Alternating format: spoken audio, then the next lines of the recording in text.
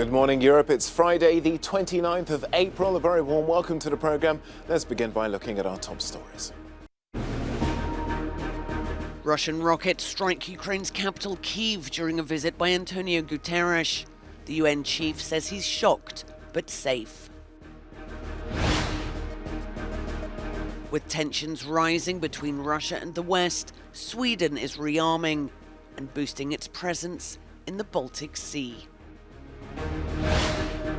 And social media companies are accused of failing to tackle online Islamophobia. Here in the Cube, we'll take a look at a new report.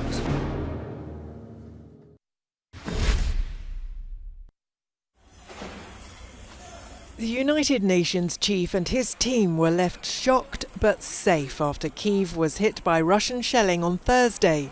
At least one person was killed and several were injured after the first and second floor of a 25-storey residential building was partially destroyed by 2 missiles, according to the local mayor. It happened just after the press conference between Ukraine's President Volodymyr Zelenskyy and Antonio Guterres following key talks. I don't think that whether or not the Secretary General is at the Ukrainian capital is important. What matters is that an attack occurred, and that shocked me because Kyiv is a sacred city both to Ukrainian and Russian people alike. I think this city, with its extraordinary beauty, historical importance and the historical and cultural legacy it represents, must be spared. This naturally shocked me. Zelenskyy said a total of 5 rockets were fired into the capital, and the Ukrainian government has brandished the attack as a heinous act of barbarism. Meanwhile, US President Joe Biden has asked Congress for more than 31 billion euros to support Ukraine. It's a dramatic escalation of the American funding and will go towards military, humanitarian and economic aid. However, the White House is urging other countries to continue to step up and provide a range of assistance as well.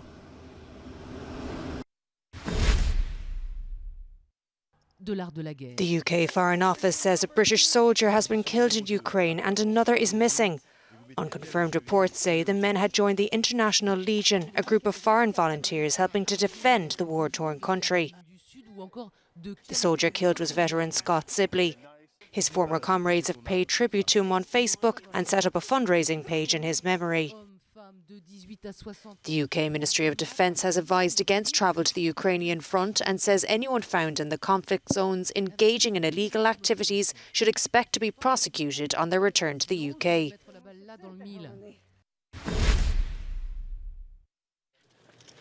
The UN Secretary-General has called for a thorough investigation and accountability into what happened at Bucha. The comments come after Antonio Guterres visited the areas of alleged Russian war crimes, describing it as a horrendous sight. The Ukrainian President Volodymyr Zelenskyy thanked him for visiting the destruction. We value your attempts to come up with the mechanisms to de-escalate the situation. We need to use every chance to achieve peace. It is important that today the Secretary-General personally witnessed Russia's war crimes that were committed near the city of Kyiv. I am thankful to you for that. You could see with your own eyes what the occupiers from the Russian Federation have done to our peaceful people, making it clear that it was a true genocide. Moscow has always denied targeting civilians and denied any alleged human rights abuses. However, with teams on the ground in Ukraine, the International Criminal Court's prosecutor says that international law cannot be a passive spectator and insists on accountability. Ukraine's Prosecutor General claims that there are more than 8,000 cases and has named 10 Russian soldiers allegedly involved in humanitarian abuse. Some of these include sexual crimes, torture, killing civilians and bombing civilian infrastructure. Moscow says that allegations about a nuclear threat coming from Russia are completely false. Russian Foreign Ministry spokeswoman Maria Zakharova wrote on Telegram that Foreign Minister Sergei Lavrov's interview by the state TV was misinterpreted, stressing that Russia has done everything in the past to avoid the risks and cannot admit the very thought of a nuclear war.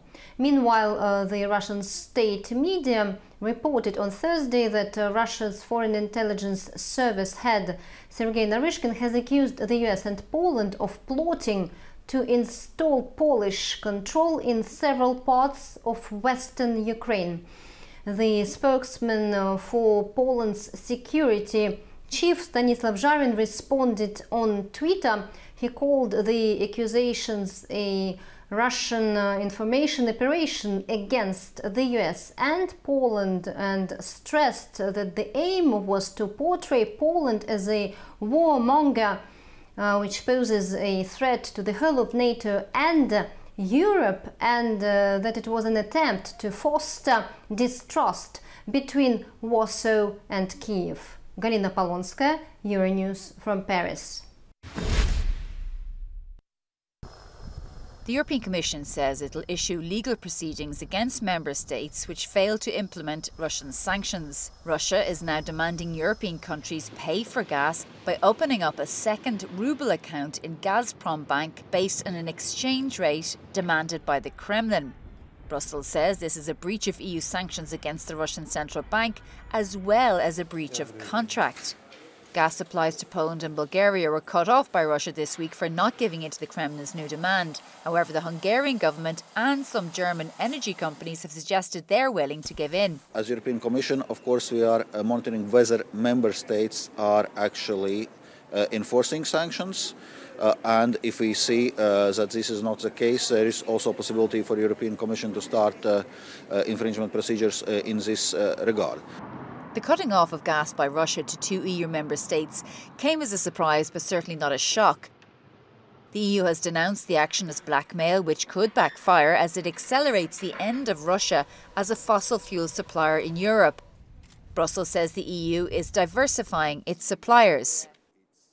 We are able to cope with this situation, and we are already for some time very intensively working on diversifying gas supplies. We have agreement with the United States of additional LNG supplies. We are working with Norway, which is the second biggest supplier, of stepping up their supplies with other countries. So it's clear that we cannot give in to this Russia's blackmail, and we must diversify away from Russia. And I would say even regardless of this development exactly in these days, we had strategically decided that we'll be moving away from Russia's fossil energy. Meanwhile, Brussels has announced favourable zero-tariff, zero-quota trade measures for Ukraine, allowing it more easily export into the EU's market in a bid to support its economy. The EU is also working on a 6th sanctions package which will target Russian oil, but the issue of gas remains difficult. Shona Murray, Euronews, Brussels.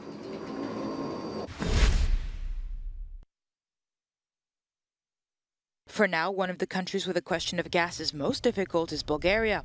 Euronews reporter Jack Parrick has the story. The Russian President Vladimir Putin said that they made these moves against unfriendly countries. The Polish government is staunchly anti-Russian on, firstly, the invasion of Ukraine, but also on a lot of other issues.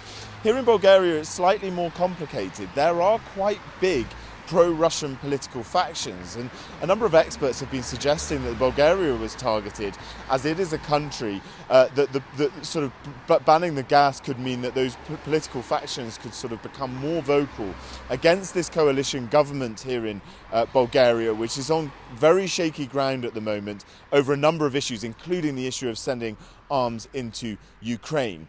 There is another discussion going on here in Bulgaria around the gas, though, and that is that Bulgaria has the power to actually cut off some of the transit routes, for instance into Serbia, its northwestern neighbour, of Russian gas. And obviously Serbia is an extremely pro-Russia country at the moment as well. The government says that it wouldn't do that, that it wouldn't play the dirty tricks that it says the Kremlin is playing on Bulgaria.